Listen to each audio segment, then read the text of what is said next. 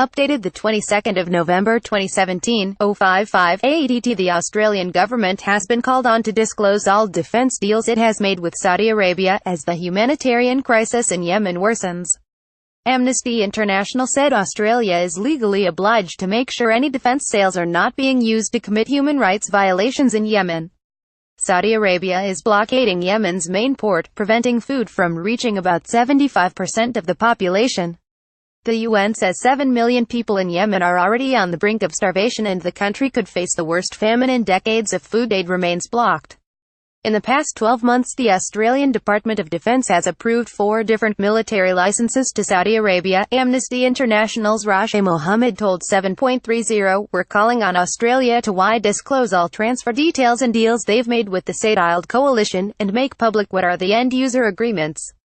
The Department of Defense routinely refuses to reveal what those licenses are for. "We don't disclose the particular types of equipment, mainly from a commercial and confidence perspective," Defense Associate Secretary Rebecca Skinner said during Senate estimates in October. Has the department assessed whether any previously supplied Australian equipment has been used by the Saudi coalition in unlawful attacks on Yemen? Senator Peter Wish-Wilson asked. "We are unaware of any equipment or things they have received, export permits, being used in such a way," Ms. Skinner said. Last week, Defence Minister Marise Payne was questioned in Parliament over an Australian Navy training exercise with the Saudi Navy in the Red Sea in August, which has been criticised by it and human rights groups and the Australian Defence Association. The Saudi coalition war effort has been supported by the US and the UK. Both have also made billions selling the Kingdom arms. Today at a lunch in Canberra, the chairman of leading global weapons makers BAE, Sir Roger Carr, defended the sales when questioned by the ABC. "That part of the world is complicated. It is easy to form a remote judgment, but when under threat, one has to protect oneself and one's people," Sir Roger said when questioned over the ethics of sales amid the Yemen conflict. Yemen is in crisis. The International Committee for the Red Cross announced today 5 cities in Yemen had now run out of clean water because the blockade had stopped fuel being imported to power pumping stations. The UN has told 7.30 hospital generators in Yemen could be out of fuel in a matter of weeks.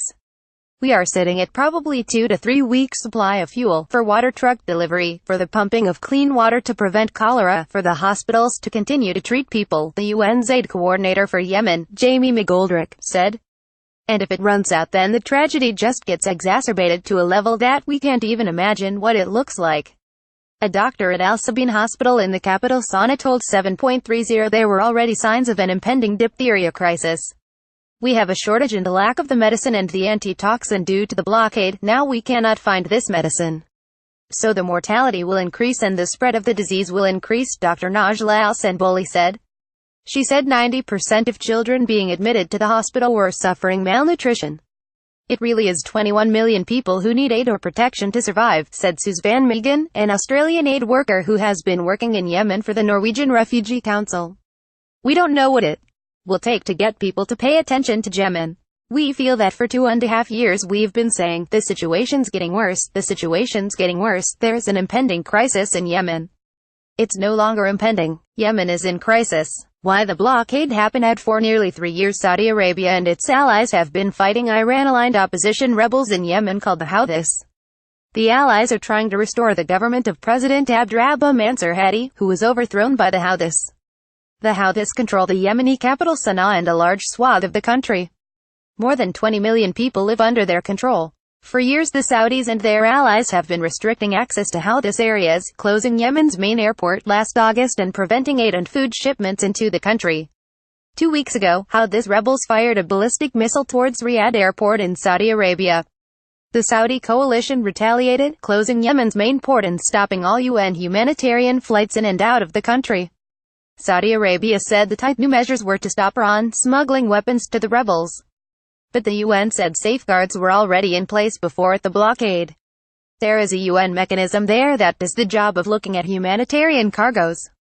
And then there is the Saudi coalition that has their mechanism of looking at other cargoes. The UN's Jamie McGoldrick told the ABC, "The UN inspection mechanism, which has been up and running for over a year, and there hasn't been any incidents as far as I gather."